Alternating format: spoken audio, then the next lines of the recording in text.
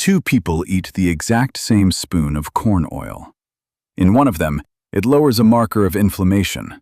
In the other, that oil is carrying toxins that damage blood vessels. Same oil. The only difference is what happened to it before it hit the plate. The heat, the reuse, the months sitting in a warm cabinet. Which means the story you keep hearing, that seed oils are poison, is asking the wrong question, and it may have you throwing out the wrong thing and reaching for something worse. I'll show you exactly when a seed oil is harmless, when it turns harmful, and the one swap that actually matters. I've spent years in emergency rooms, and I've watched what real dietary damage looks like from the inside. So when a topic gets this loud, this fast, with this much certainty on both sides, my instinct is to slow down and separate what's actually been shown in people from what sounds true on the internet. Because seed oils are one of the most confidently wrong conversations in health right now, in both directions. Both sides are selling you certainty. I'm going to give you something more useful. I'm going to give you the line where fine becomes harmful, so you can stand on the right side of it. Let me start by defining the thing, because half the confusion is that nobody does. Seed oil isn't a scientific category. It isn't a medical term. It's an internet term. It usually points at a group of vegetable oils: soybean, corn, sunflower, safflower, canola, grapeseed. And here's the tell that this was never a precise idea. Some of them don't even come from seeds. What they do share is a type of fat. They're high in unsaturated fat, and specifically in something called linoleic acid, which is the starting material your body uses to make omega-6 fats. And that word, omega-6, is where the whole scare begins. So let's take the accusation seriously and actually test it. That's how I want to do this. State the popular belief plainly, then check what happens when you hold it up to real human evidence. Belief number 1. Omega-6 fats cause inflammation, so seed oils cause inflammation, so you should avoid them. Here's where that came from, and it's not made up. In a lab dish, linoleic acid can be converted into a compound called arachidonic acid, and arachidonic acid can feed inflammation. That chain is real. But here's the catch, and it's the single most important idea in this whole video. What happens in a dish is not what happens in a person. Your body isn't a test tube. It tightly regulates how much of that conversion actually happens. So, researchers did the obvious thing. They looked at real people. When you pool the human trials, feeding people more omega-6 does not raise their inflammation. In several studies, it's associated with slightly lower inflammatory markers, like C-reactive protein, the one your doctor can actually measure. And it goes further. There's a large pooled analysis published in the journal Circulation that looked not at what people said they ate, but at the level of linoleic acid actually measured in their blood. The people with more of it had lower rates of heart disease and lower rates of type 2 diabetes over time. The American Heart Association looked at this same body of evidence and concluded that replacing saturated fat with these polyunsaturated fats lowers cardiovascular risk. Read that again, because it's the exact opposite of the headline. The thing you're being told is inflammatory is, in the human data, linked to less heart disease, not more. So belief 1 doesn't survive contact with people. But stay with me, because I'm not here to tell you seed oils are health food and send you off deep frying. That would be the opposite mistake, and it's just as wrong. The truth is in the second half of this, and it's the half both sides usually skip.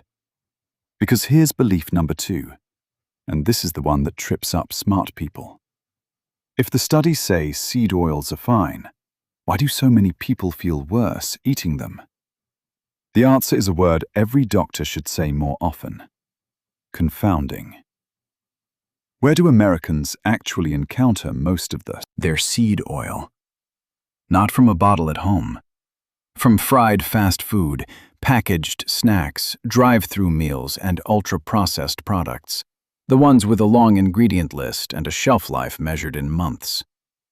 And ultra-processed food, as a category, is genuinely linked to worse health.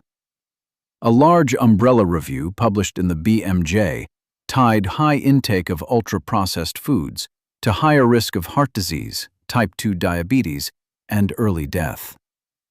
So think about what's really happening. The oil is riding along inside the donut, the chips, the fried basket. When someone feels worse, the oil takes the blame, because it's the scary-sounding word. But it's the messenger, not the message. Blaming the seed oil for what ultra-processed food does is like blaming the delivery truck for the traffic. The oil showed up at the scene. It's not what caused the pileup. And I know some of you are thinking, but I quit seed oils and I genuinely feel better. I believe you. I'm not going to tell you your own body is lying. But look at what actually changed. When most people quit seed oils, they don't just swap one bottle for another. They stop eating the fried fast food and the packaged snacks those oils were hiding in, and they start cooking real meals at home. Of course you feel better. You cut the ultra-processed food and started cooking. That's a fantastic change, and it's worth celebrating. Just be clear about what earned the credit.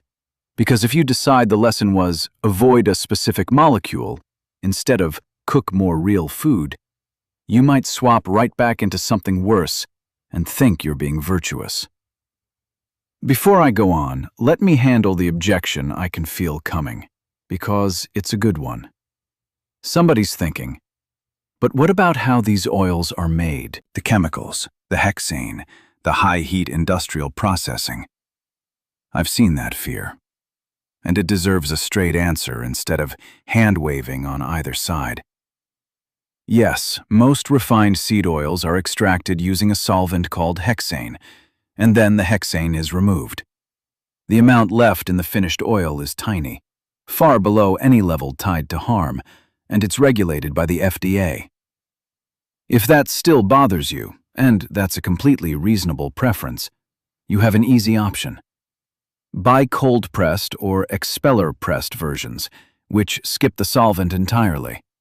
It's right on the label. So this is a real thing you can act on, not a reason to panic. And notice what it isn't. It isn't evidence that the fat itself is harming your body. It's a processing preference, and you can satisfy it at the grocery store without rearranging your whole diet. Now here's where I earn my keep, because there is a real way seed oils turn harmful, and neither camp explains it well. It's not the oil. It's what you do to the oil. Those unsaturated fats that make seed oils heart-friendly also make them fragile. Fragile to three things: high heat, repeated reuse, and time. When you take one of these oils and heat it past its smoke point, or hold it hot for a long time, or reuse it batch after batch, it oxidizes. It breaks down and forms new compounds called aldehydes. One of the nastier ones goes by 4-HNE. Aldehydes are the actual troublemakers. They can damage blood vessel linings and injure your mitochondria, the tiny power plants inside every cell that make your energy. This is not the fresh oil in the bottle. This is the oil that's been abused. And where does oil get abused most? A commercial fryer. A restaurant does not toss its fryer oil after one basket of fries. That oil runs all day, sometimes for days. Picture a dish rag. Fresh dish rag, fine. Now picture the same rag wrung out and reused for a week straight, never washed. You would not wipe your counter with it. That's reused fryer oil at a hard-run kitchen. Same oil that was neutral this morning, now loaded with breakdown products. Time and light do a quieter version of the same thing.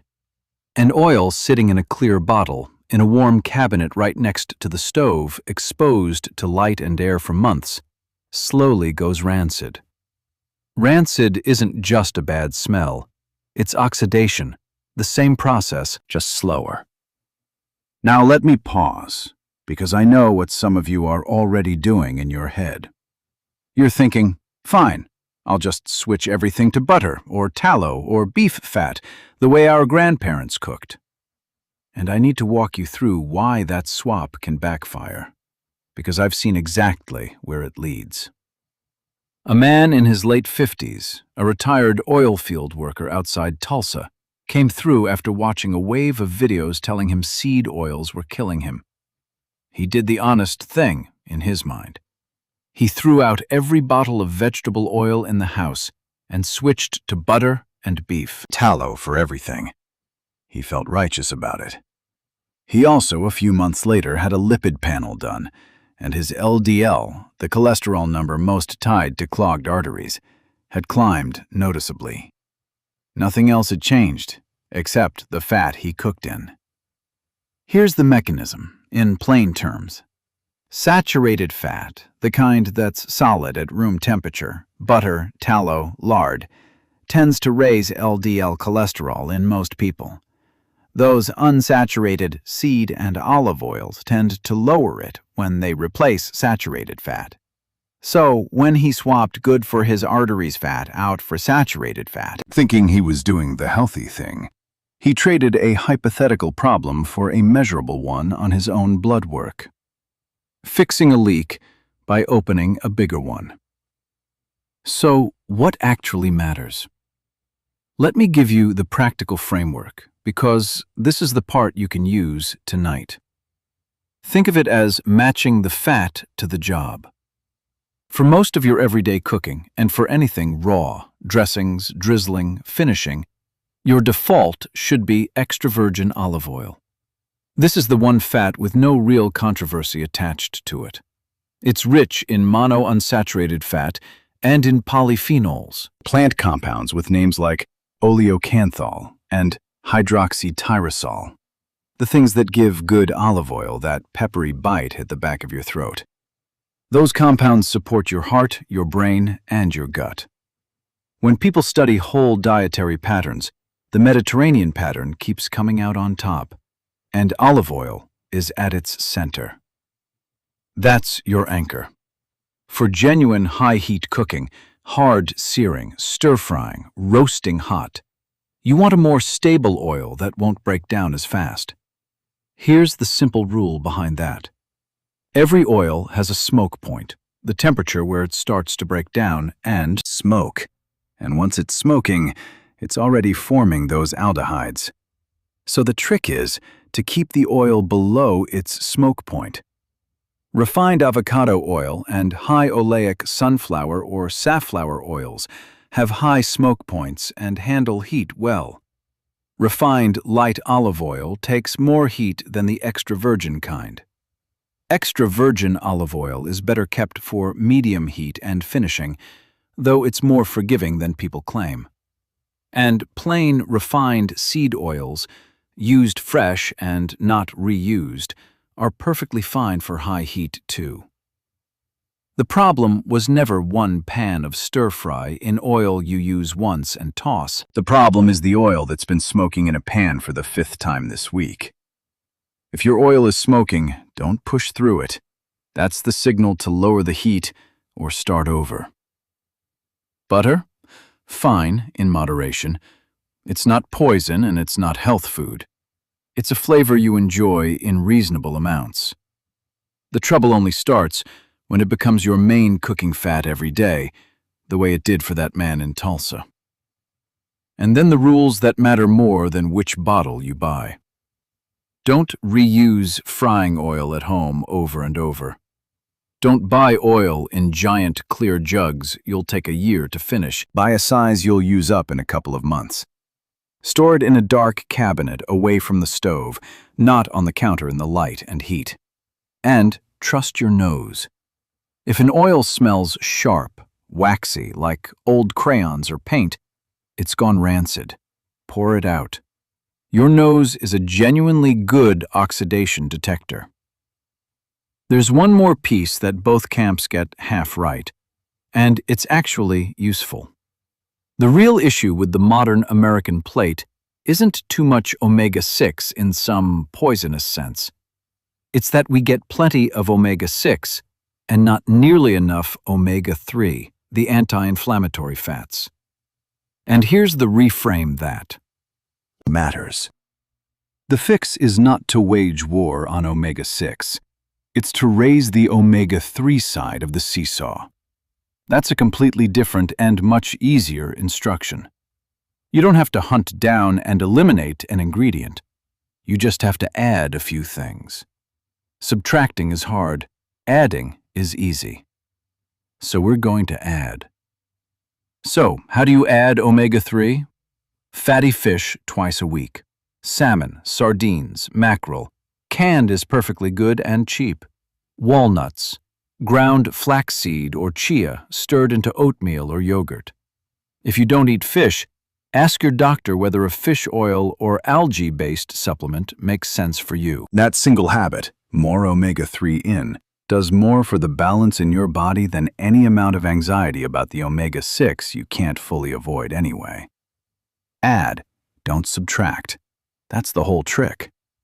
Now, here's the part that turns all of this from information into something you can act on. If you've been worried about your fats, the single most useful thing you can do is stop guessing and get a number. Ask your doctor for a standard lipid panel and specifically write these down: your LDL cholesterol and your triglycerides. If you want the more precise version, ask whether an ApoB test is appropriate for you. It's a better read on how many artery-clogging particles you're actually carrying. If you're on Medicare, cholesterol screening is covered, often at no cost to you, and most people don't ask for it often enough. That number tells you, for your body, whether the fat you're eating is helping or hurting, far better than any online argument ever will. I know cost and hassle are real, so here's the low-friction version. At your next visit, which you may already have scheduled, ask for those two numbers. That's it. You don't need a new appointment. You need one sentence at the one you've already got. Let me bring this all together, because we covered a lot, and I want you to leave with a clean picture instead of a pile of caveats. Seed oils, by themselves, in fresh form, are not poisoning you. The human evidence points the other way. What actually harms you is oil that's been abused, cooked too hot, reused too many times, or gone rancid on the shelf. And, far more than that, the ultra-processed food most seed oil arrives inside. The messenger keeps getting blamed for the message. So if you remember one thing, remember this: don't fear the oil. Respect the handling. Make olive oil your default. Use a stable oil, fresh for high heat. Never reuse frying oil. Store it dark and cool. And spend your real worry not on the bottle, but on how much of your food comes out of a package versus a kitchen. And here's your one small step for this week. Don't overhaul anything. Just move your olive oil off the counter into a dark cabinet away from the stove. And at your next doctor's visit, ask for your LDL and your triglycerides. 2 tiny actions. One protects the oil you already own. The other tells you the truth about your own body. If you've got a friend who just threw out every bottle in their kitchen and filled the fridge with tallow, send them this before their next blood test. That's the conversation worth having. Not seed oil's good, not seed oil's bad. Fresh fat, handled right, inside real food. That's the whole answer.